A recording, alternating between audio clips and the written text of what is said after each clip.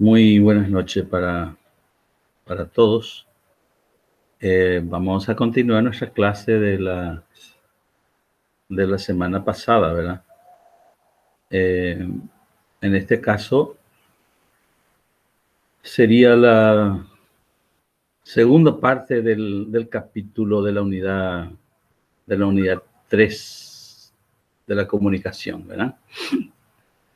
Sin embargo, es nuestra clase número 6. Bueno, vamos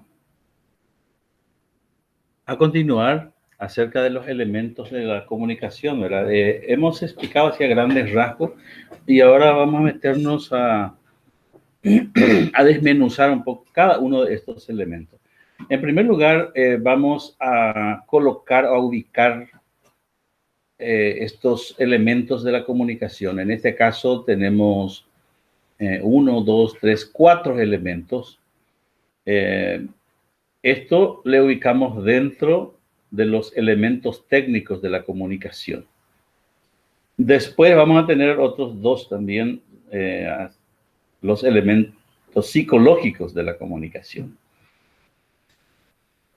Muy bien, vamos a comenzar entonces a explicar un poco estos elementos técnicos, ¿verdad?, de la comunicación. En primer lugar, vamos a estar hablando un poco del mensaje, el código, el canal y el feedback, ¿verdad?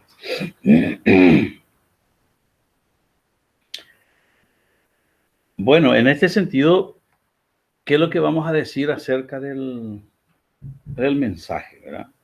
Y vamos a ir a grandes rasgos nada más. Al analizar estos factores de tipo material, vamos a intentar resaltar la función que cada uno desempeñan en la interacción y las diferentes modalidades de comunicación que origina. Bueno, tratemos entonces ahora acerca del mensaje. El mensaje expresa el propósito del emisor y contiene algo significativo para el emisor. Debido a ello, solamente conociendo la experiencia pasada del sujeto y su contexto presente y su personalidad, es posible entonces establecer el sentido del mensaje para el sujeto.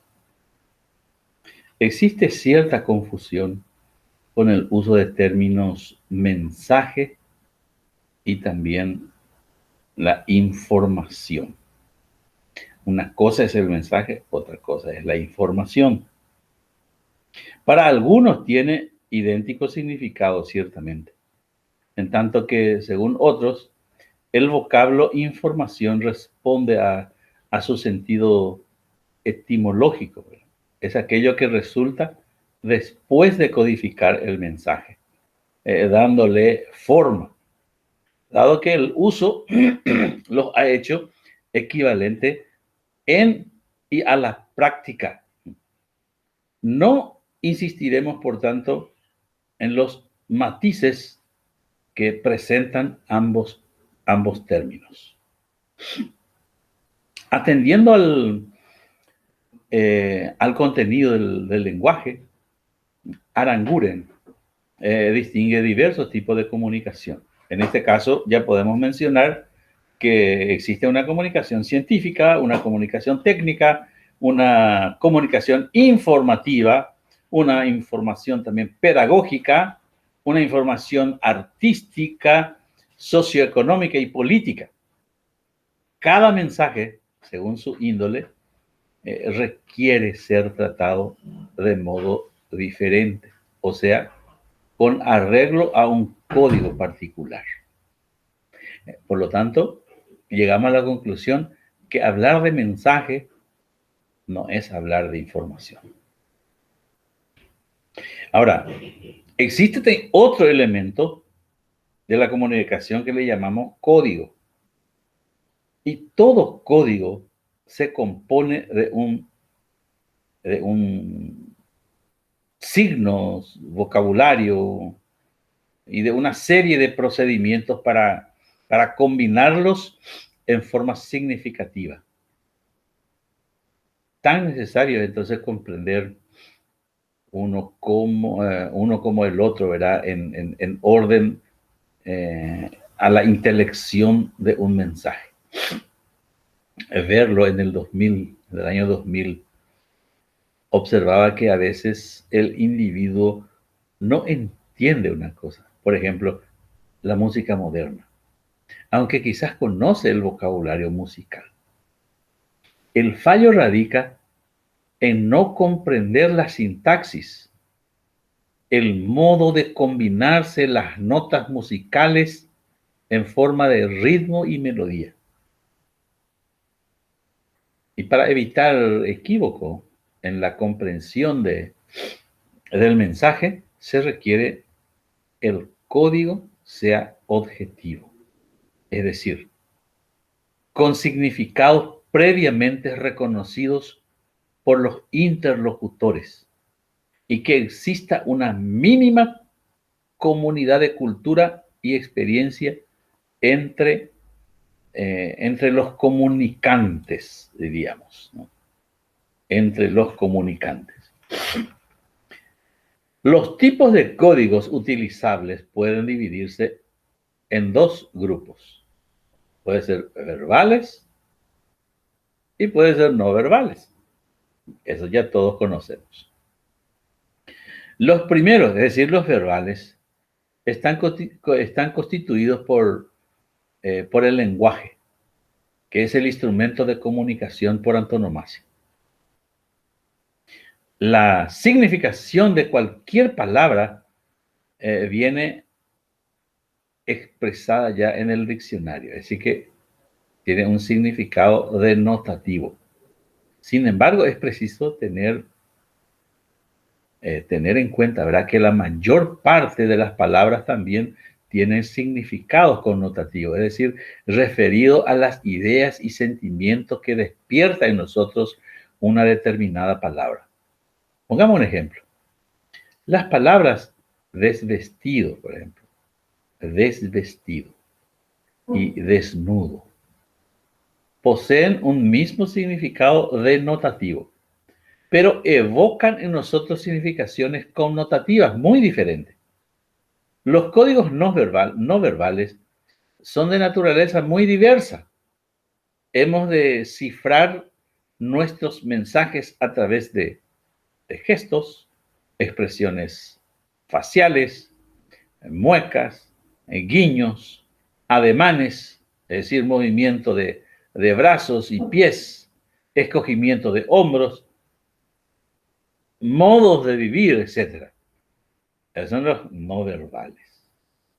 Entonces tenemos los dos grupos, los verbales y los no verbales.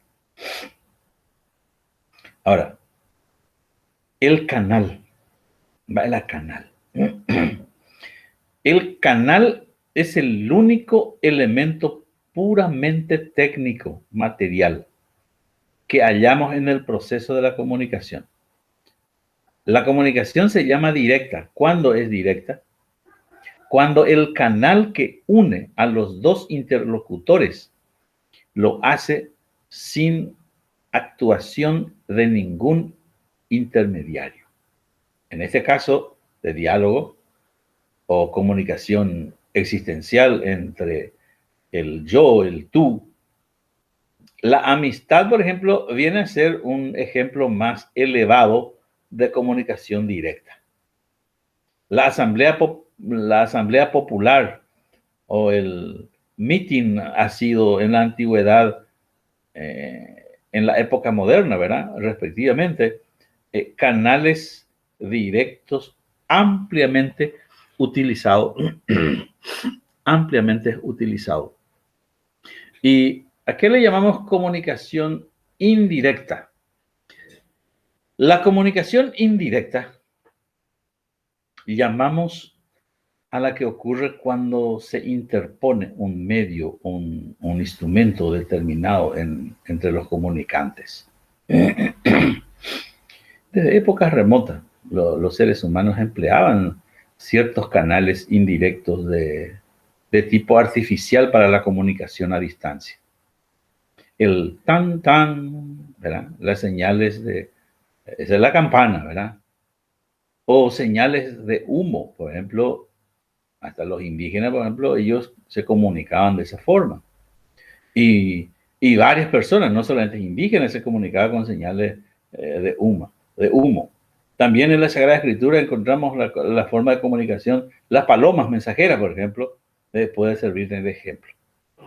Y más recientemente encontramos las escrituras y el correo. Así nos comunicamos. Eso es más reciente. Bueno, hoy día los modernos medios de comunicación social, como la prensa, la radio, la televisión, los videos, el cine, han hecho posible que a través de estos canales indirectos pueda llegarse simultáneamente a una masa dispersa de sujetos receptores.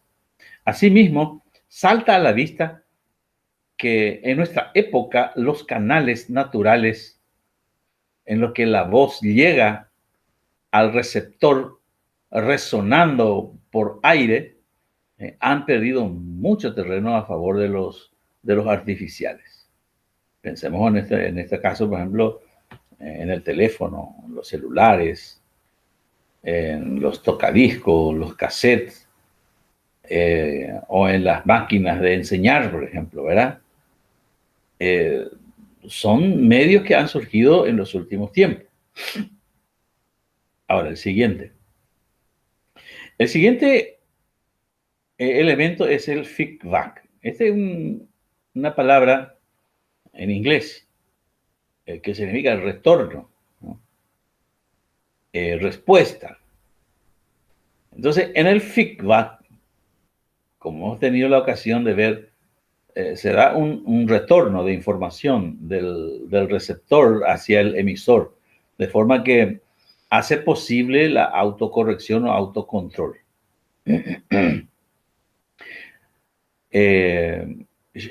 Stoeffel en el año 2000 compara este fenómeno justamente con la interacción que existe entre los luchadores, donde los movimientos, ¿verdad? Que ataque y defensa de cada uno están en función de lo que realizan su oponente. Las reacciones del sujeto receptor, expresión del rostro, ademán, etcétera, ¿verdad? Al mismo tiempo se revelan el impacto que la información va produciendo sobre él. Marcan la pauta acerca de los nuevos mensajes que la fuente ha de emitir. Y si la fuente nota que el público está absorto escuchándolo, proseguirá sin prisa su explicación, pero si capta que el auditorio se mueve mucho, pone cara de aburrimiento, bosteza, intentará entonces acabar pronto o de reactivar el interés contando tal vez un chiste o una anécdota. En el primer caso citado, se ha producido un feedback, pero este feedback es un feedback positivo o de recompensa. Y con el segundo, un feedback negativo o de castigo. ¿Cuál es la respuesta? El bostezo es negativo, pero si produce una alegría, te da respuesta, es un feedback positivo. Entonces, toda comunicación debe tender a completarse con el retorno de información del feedback. No se puede hablar de una comunicación completa si no existe el feedback. Debe existir. Esa es una condición para que se hable propiamente de la comunicación. Debe haber feedback. Es lo que se llama entonces una comunicación bilateral. Esto es donde existe una doble dirección, o vamos a llamarle una comunicación completa. Sin embargo, existen algunos casos en que el feedback no se produce. Es decir, se da una comunicación unilateral. Entonces nosotros podemos hablar de una comunicación incompleta. Este hecho puede ocurrir bien sea porque el feedback está prohibido, como sucede en los países autoritarios, o bien porque el emisor no tiene interés de detectar las reacciones de sus receptores. Este sería el caso de un conferenciante que no despega los ojos del papel, o de un sujeto que no habla ininterrumpidamente, sin dejar de intervenir a su interlocutor ni observar en este síntoma de cansancio, ¿verdad? En realidad, la conversación de feedback se parece más a un monólogo que a un diálogo. No hay feedback, por lo tanto, no hay comunicación. Conviene añadir que el autocontrol se produce en el emisor respecto a la información que está emitiendo. El sujeto percibe su propio mensaje a fin de comprobar que ha lanzado correctamente esta captación, diremos, que opera en el feedback. Bueno, ahora después de hablar de los 4 elementos técnicos de la comunicación, vamos a hablar de los 2 elementos psicológicos de la comunicación. Y los 2 elementos psicológicos de la comunicación constituyen el emisor y el receptor. El emisor es el factor más decisivo del proceso de la comunicación. En primer lugar, porque es quien codifica y emite el mensaje en función de los determinados objetivos. Y en segundo lugar, porque según sean la forma, es que es percibido por su interlocutor, que sería el receptor, ¿verdad? Y así será la interpretación que este último haga de su mensaje. Entonces la finalidad del emisor puede ser muy distinta, de muy distintas índoles. A veces no pretende más que dar una simple descripción del objeto de que se trata, incluyendo apreciaciones personales. Es el caso de la comunicación objetiva, que es la típica de la ciencia y en general de los mensajes puramente informativas. Las instrucciones para manejar un aparato o las consignas dadas a un trabajador constituyen buenos ejemplos de la comunicación objetiva. Cuando el emisor manifiesta su opinión personal, quedando así su comunicación teñida de subjetividad, decimos entonces que la comunicación ha sido crítica. Sin embargo, algunos críticos no siempre aceptan este matiz subjetivo que intentan implantar su opinión como si fuera algo incontestablemente objetivo. Este dogmatismo puede abocar a la incomunicación. Si la fuente no fuese otra finalidad que exteriorizar sus propias vivencias personales, tiene lugar la comunicación expresiva. Encontramos este tipo de comunicación en la poesía lírica, en un buen número de conversaciones ordinarias.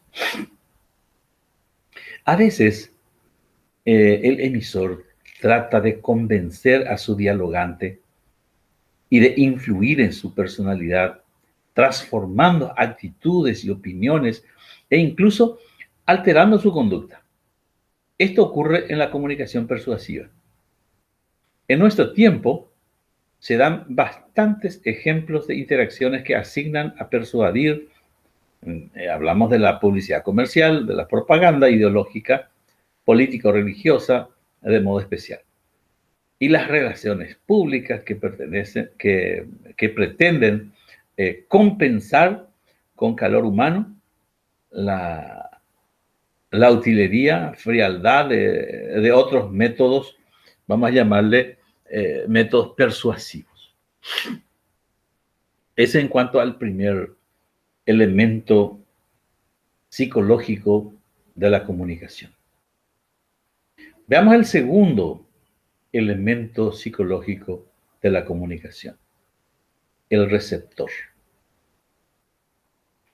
La personalidad del receptor a quien nos dirigimos influye tanto en el contenido de nuestros mensajes como en el modo de codificarlos.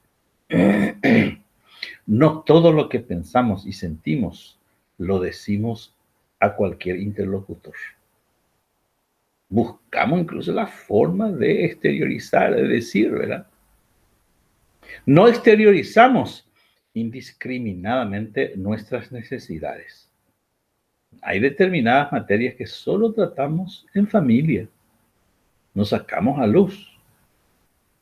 Igualmente no hablamos igual cuando conversamos con un grupo de la comunicación social, que al que nos dirigimos a un individuo en particular, que es la comunicación interpersonal. Si seguimos una observación atenta a nuestra conducta comunicativa, advertiremos que la selectividad que hemos detectado en nuestros mensajes la extendemos también al código que utilizamos. Hablamos espontáneamente con un amigo, calibramos las palabras con un superior.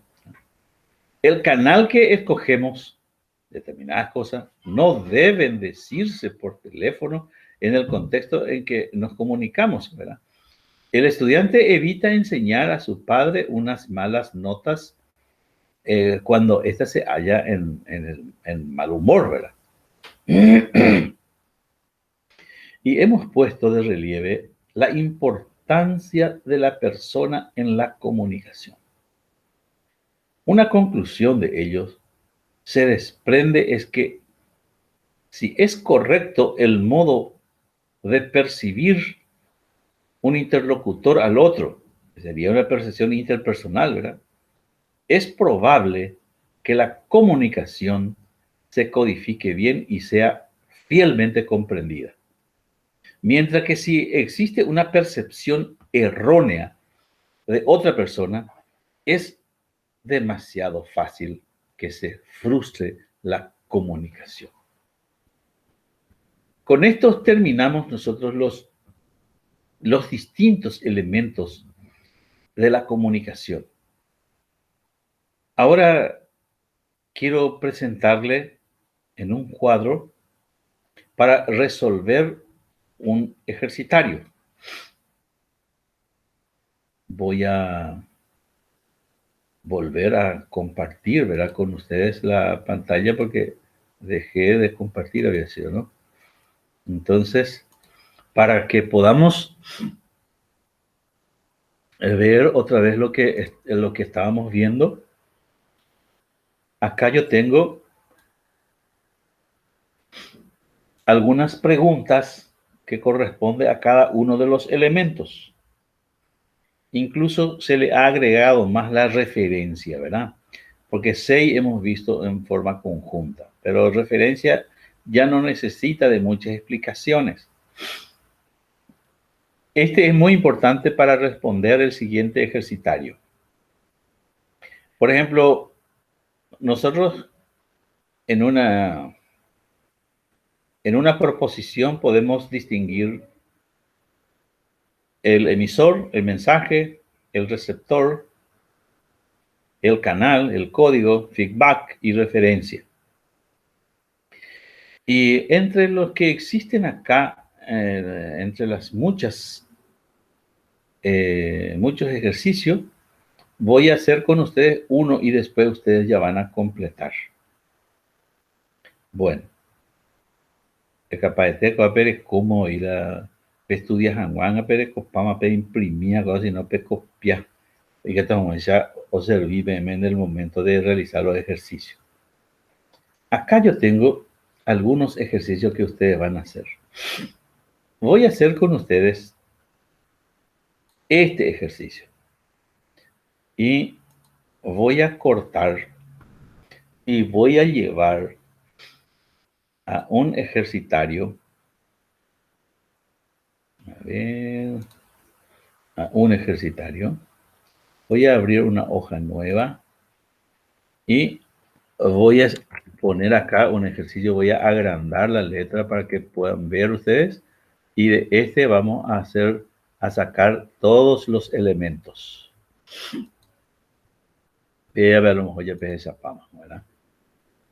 Bueno. ¿Qué es lo que vamos a sacar de este ejercicio? Primero, vamos a sacar el emisor. 2 puntos. Abajo vamos a poner el receptor.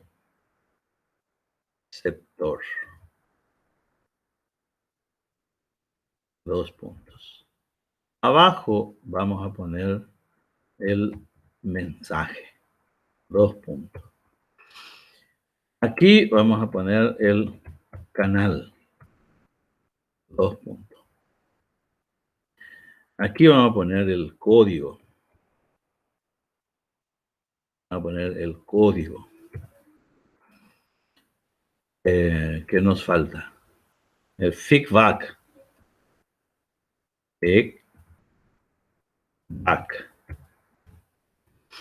Feedback. Y último, vamos a tener la referencia. ¿Referencia a qué se refiere, verdad? Es aquí donde vamos a utilizar las preguntas.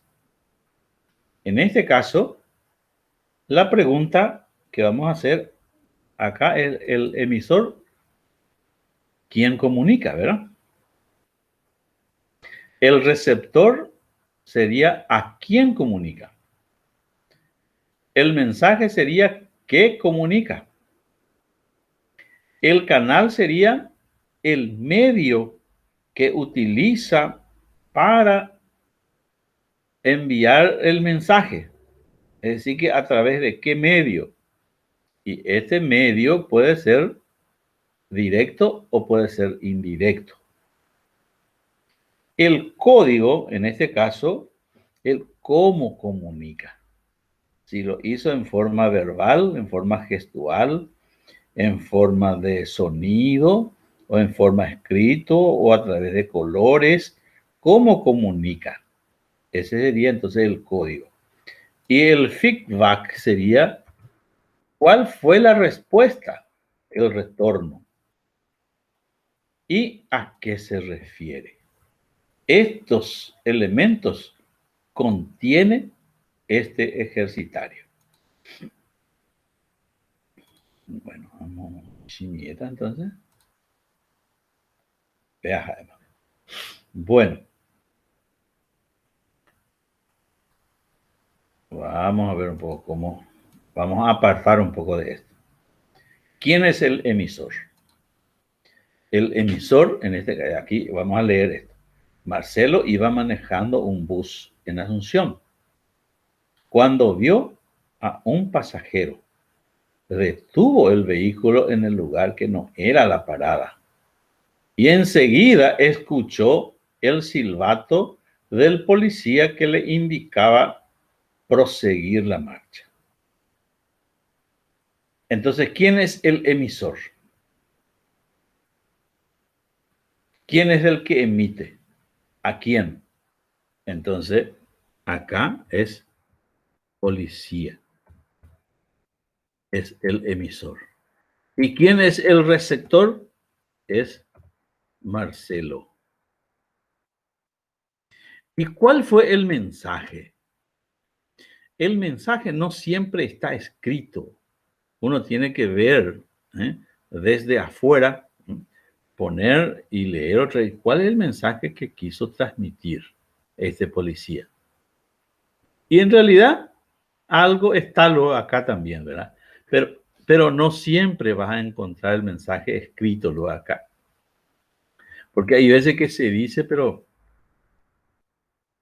policía dice. Entonces, ¿cuál era el mensaje? El mensaje era que no era la parada donde se quedó, ¿verdad? No era la parada donde se quedó. ¿Y cuál es el canal? Canal sería a través de qué medio. ¿No? ¿A través de qué medio? Entonces, ¿cuál fue el medio que utilizó? El medio que utilizó es el silbato. En este caso, hablamos de un medio directo o indirecto. Eso tenemos que resolver, ¿verdad? Si el medio que utilizó es directo o indirecto. En este caso, utilizó un medio que es ajeno a su persona. Entonces podemos decir que es indirecto. ¿Y cuál fue el código? El código es cómo comunica. Si es verbal, gestual, colores, sonido, escrito. Entonces nosotros encontramos que el código es el silbido. El código es el silbido. No podemos decir ruido nomás. Silbido, ese ruido se llama silbido. ¿Y cuál fue el feedback, el retorno? Ya entendé por algo. Acá dice que no era, le dijo que no era la parada y enseguida escuchó el silbato del policía que le indicaba proseguir la marcha. Ya no dijo cuál fue su respuesta. Si no dijo cuál fue su respuesta, si se seguía quedando o ya se fue de ahí, entonces acá feedback no hubo, no hubo o simplemente no hay, ¿verdad? ¿A qué se refiere esta comunicación? Este conjunto de comunicación, ¿a qué se refiere? Esa es la referencia. Se refiere a las normas de tránsito. Se refiere a las normas de tránsito. Ahí ya tenemos completado. Y ustedes tienen acá varios ejercicios que tienen que completar. Lo más difícil ya completé con ustedes. Y les queda 5 por completar y entregar. ¿Ok? Entonces, mi clase de hoy es cortita hasta acá nomás. Y ustedes van a seguir trabajando. Les deseo que tengan buenas noches, que pasen bien, cuídense por favor. En este tiempo de pandemia necesitamos cuidarnos unos a otros para no expandir la enfermedad. Amémonos, amemos nuestra familia, amemos nuestra sociedad. Y Dios nos bendiga a cada uno de nosotros. Bendiciones.